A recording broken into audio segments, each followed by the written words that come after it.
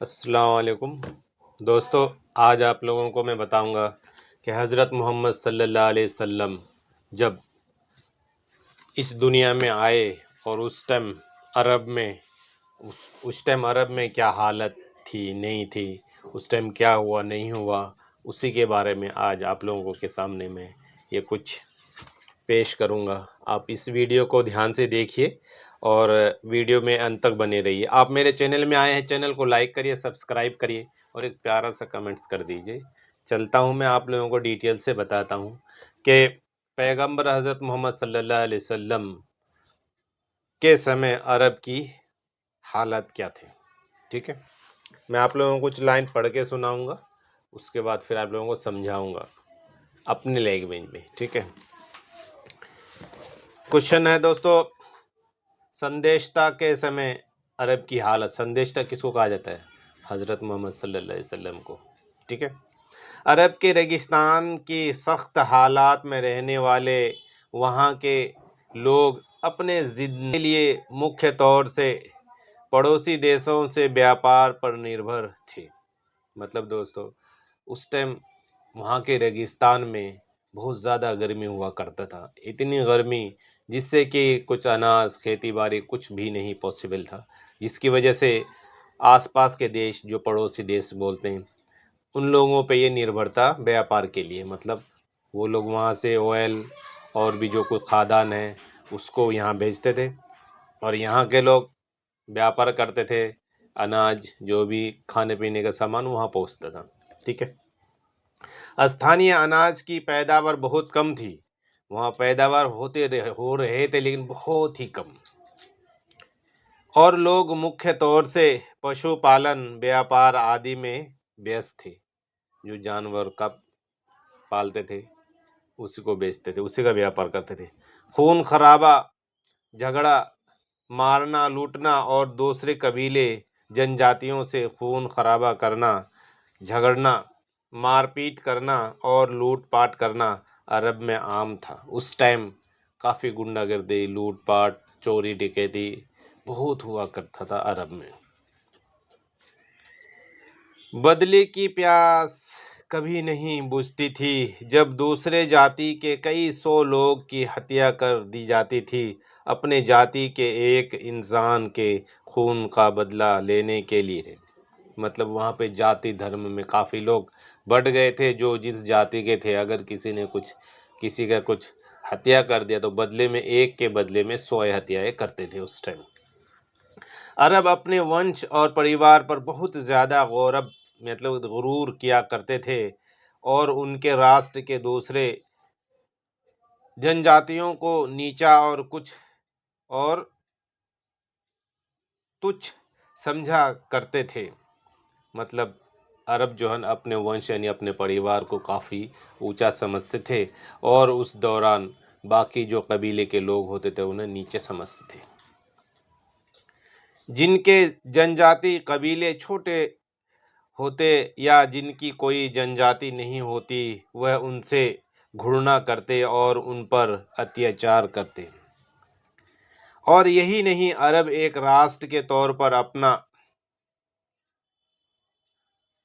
और यही नहीं अरब एक राष्ट्र के तौर पर अपनी अरब नस्ल को श्रेष्ठ यानी बेहतर समझते और गैर अरबों को निचला समझते।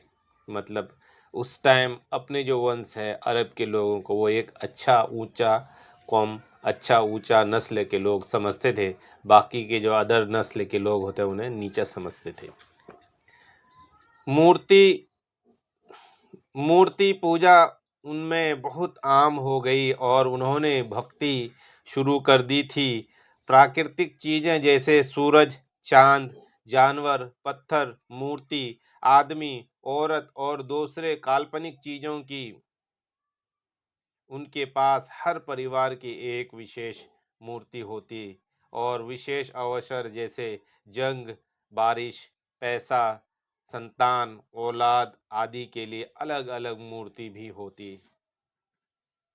उनके अंदर बहुत सी बुरी प्रथाएं थी, आम हो गई थी, जैसे जुआ, शराब, पीना और वह अंधविश्वास भरे आदतें में डूबे हुए थे, जैसे किसी मूर्ति या मरे हुए इंसान के नाम पर जानवर छोड़ देना।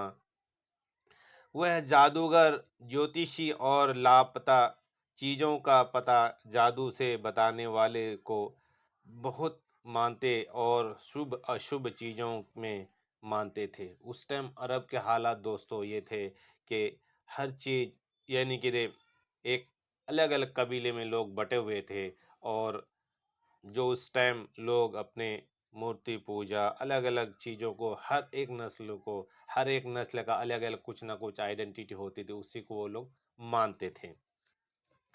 समय के साथ उनकी सामाजिक जीवन में बहुत बिगाड़ आ गया था और बहुत सी अश्लील प्रथाएं उनमें आ गई थी, जैसे कई मर्द एक औरत से शादी करते, औरतों को विरासत में शादी में यानी कि अविवाहित और अवैध संबंध विवाहित उनमें से बहुत फैल गई थी, और सिर्फ बुरी आदतों से बचते थे।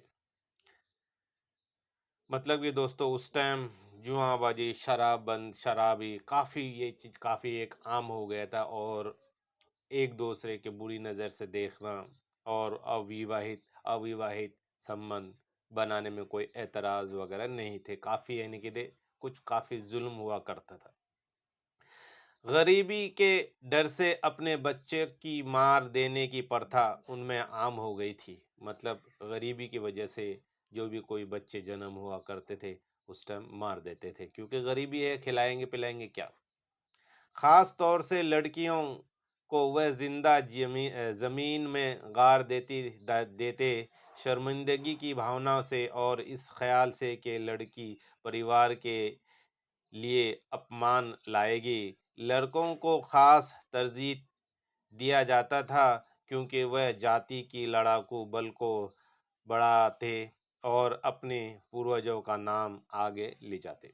मतलब कहने का अर्थ यह है दोस्तों कि उस टाइम लड़कियों को मार दिया जाता था, अगर लड़के हुए तो उन्हें तरजीह यानी कि प्रेफरेंस देते थे, ताकि उस ताकतवर लोग अपनी शक्ति के इस्तेमाल से राज चलाते।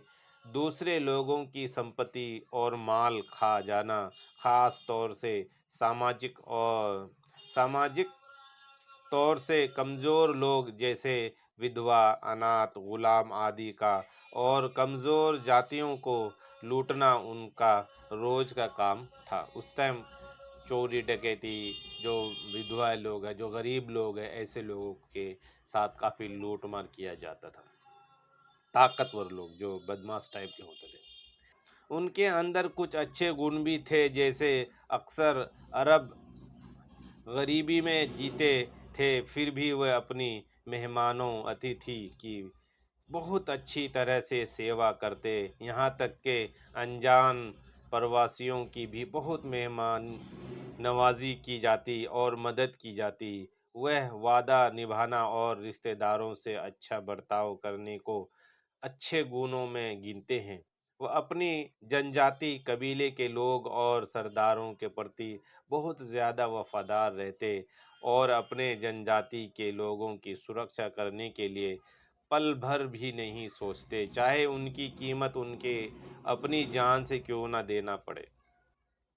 तो कुछ इस तरह थे अरब, यानी अल्लाह के आखिरी संदेशता पैगंबर हज़रत मोहम्मद सल्लल्लाहु अलैहि वसल्लम के आगमन आने के समय। मतलब दोस्तों जब हज़रत मोहम्मद सल्लल्लाहु अलैहि वसल्लम का जन्म हुआ, मतलब आखिरी नबी थे, तो उस टाइम हाल जो अरब के हालात थे वो इस तरह के थे।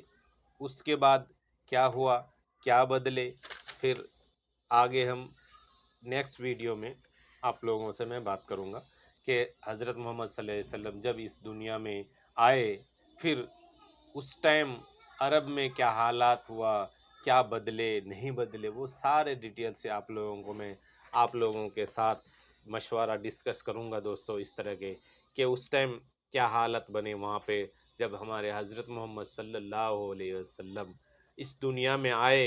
अल्लाह ने हज़रत मोहम्मद सल्लल्लाहु अलैहि वसल्लम को आखिरी नबी बना के भेजा है। ठीक है दोस्तों, फ़िलहाल के लिए इतना ही। आप लोग मुझे इजाज़त दिए। अल्लाह हाफ़िज़।